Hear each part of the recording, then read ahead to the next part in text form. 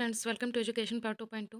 आज हम आपके लिए लेके आए हैं एसएसटी का क्वेश्चन यानी सामाजिक अध्ययन का क्वेश्चन है जो प्रीवियस ईयर है। आपको सारे मेरे चैनल पे प्रीवियस ईयर क्वेश्चन सारे करा दिए जाएंगे, तो आप मेरे चैनल पे बने रहें। आपको भी पता है कि सीटेट में ज़्यादातर प्रीवियस ईयर क्वेश्चन बनते हैं। तो प्रीवियस ईयर क्वेश्चन देखने से हम लोग को दो फायदे हो जाते हैं। एक तो हम लोग को क्वेश्चन मिल जाता है, दूसरा पैटर्न पता चल जाता है। तो चलिए, ये 2014 का सीटेट में जीके जीएस का क्वेश्चन है। तो हमारा पहला क्वेश्चन है, जीके जीएस जो होता है हमारा 60 नंबर का होता है, 60 क्वेश्चन होते हैं। तो देखिए, पहला हमारा क्वेश्चन है, मनुष्य ने कुछ क्षेत्रों में लगभग 8,000 वर्ष पहले गांव में रहना आरंभ किया था। निम्नलिखित में से वो कौन से क्षेत्र थे? पहला है नर्मदा के आसपास का क्षेत्र, दूसरा है सुलेमान तथा किर्थर पहाड़ियाँ, तीसरा है गंगा तथा यमुना दोआब और चौथा है दक्कन एवं कोंकण। तो इसका करेक्ट आंसर हो जाएगा 2 नंबर, सुलेमान एवं किर्थर की पहाड़ियाँ। ये पाकिस्तान और अफगानिस्तान के क्षेत्र में पाए जाते हैं। नेक्स्ट क्वेश्चन है हमारा, निम्नलिखित में से कौन सा क्षेत्र प्राचीन काल में मगध के नाम से जाना जाता था? यानी जो मगध का जो क्षेत्र था वो कहाँ पे स्थित था? गंगा के दक्षिणी क्षेत्र में, गंगा और यमुना के मध्य क्षेत्र में, गंगा के उत्तरी क्षेत्र में और यमुना तथा चंबल के मध्य क्षेत्र में। तो इसका करेक्ट आंसर हो जाएगा हमारा पहला नंबर, गंगा के दक्षिणी क्षेत्र में मगध स्थित था। नेक्स्ट क्वेश्चन है हमारा, भरत लोगों का एक समूह था जिसका उल्लेख ऋग्वेद में मिलता है। जो भरत कबीला था वो कहाँ रहते थे? दक्षिणी भारत में, पश्चिमी भारत में, उत्तर भारत में, उत्तर पश्चिम भारत में। तो इसका करेक्ट आंसर हो उत्तर पश्चिम भारत यानी ऑप्शन नंबर 4। नेक्स्ट है हमारा, ऋग्वेद की मूल रचना किस भाषा में हुई है? तो पहला है प्राकृतिक में, दूसरा है संस्कृत में, तीसरा है ब्राह्मी में और चौथा है सौर सेनी में। तो इसका करेक्ट आंसर हो जाएगा हमारा 2 नंबर, संस्कृत में। नेक्स्ट क्वेश्चन है हमारा, निम्नलिखित में से कौन सा आखेटक खाद्य संग्रह कि एक स्थान से दूसरे स्थान की ओर घूमते रहने का कारण नहीं था?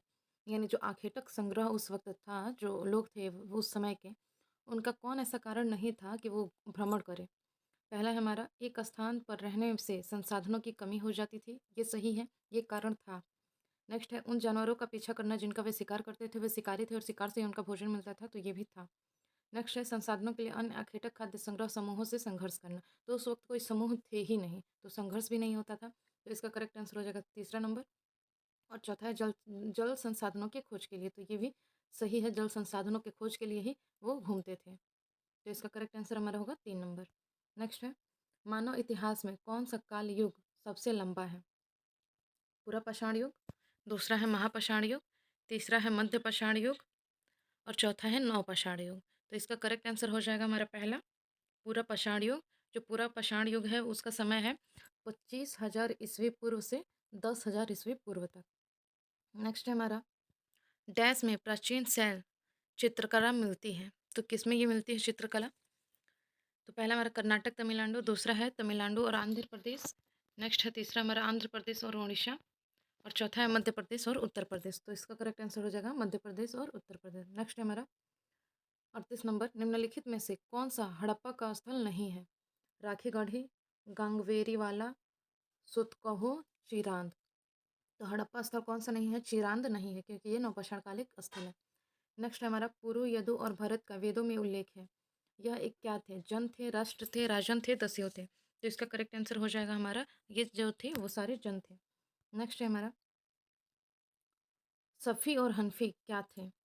तो सफ़ी और हनफी क्या थे?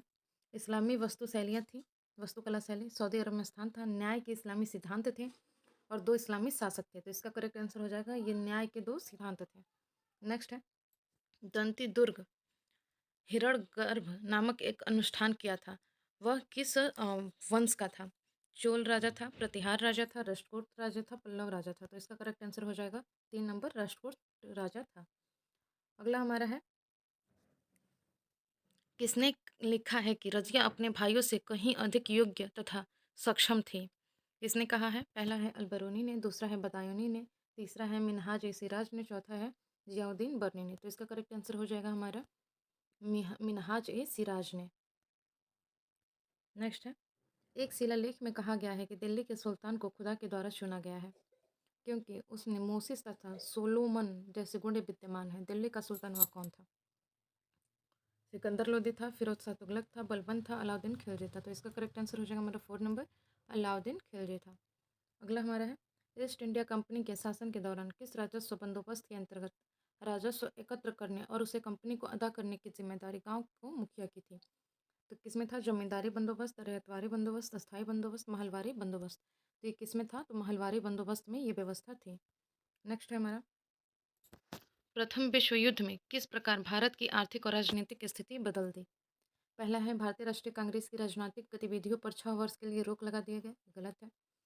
नेक्स्ट है, कीमतों में भारी गिरावट होने के कारण जन सामान लंबान्वित हुई। ये भी गलत है।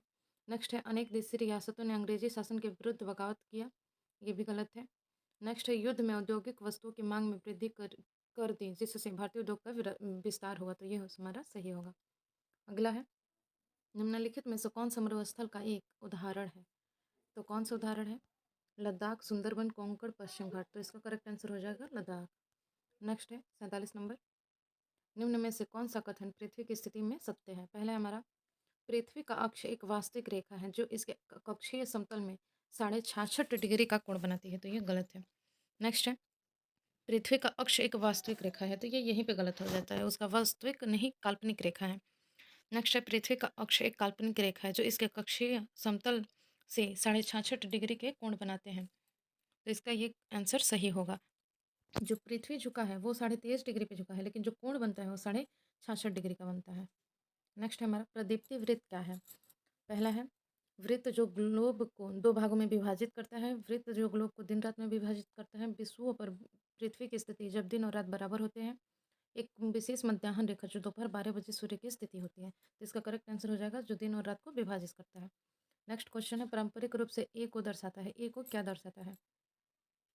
देखिए, तो इसमें जो ऊपर हम उत्तर मानते हैं, नीचे दक्षिण, उत्तर दक्षिण, और जो दायां है उसे पूरब, और जो लेफ्ट है उसे पश्चिम मानते हैं। तो ये को क्या दर्शाता है? तो ये को पश्चिम दर्शाता है।